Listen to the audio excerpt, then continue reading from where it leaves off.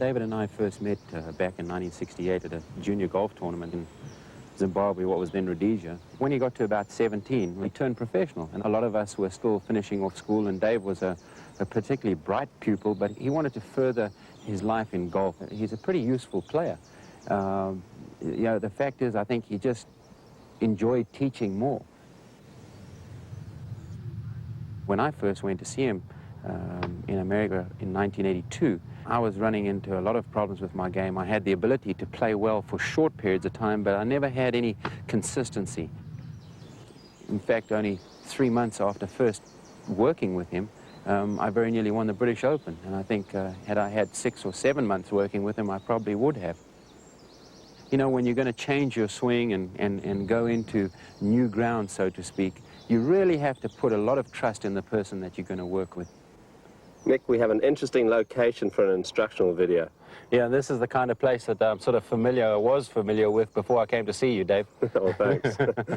I think on this tape what we're going to cover is a lot of faults that good players have, and we've worked on them ourselves, haven't we, over the years?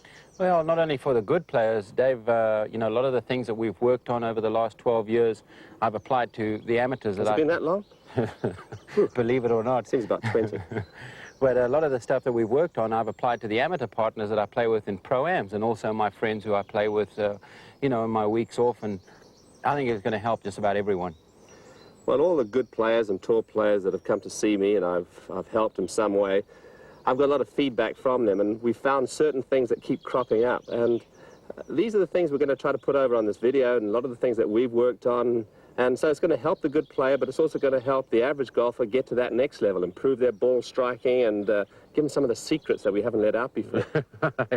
One of the things is we all have the same bad habits. You know, when I say that, we tend to do the same things over and over again, and even though we think we've got them beaten, we actually go back to them and they creep back in. So I'm sure that people are going to find that in some of the drills and that we've done, we're going to find something that's going to help them, and if they can just stick with it and persevere, don't just go for 1 day or 2 days and try it, but if you try it over a period of 3 or 4 weeks, you'll see that it'll creep into your game and it'll really help you.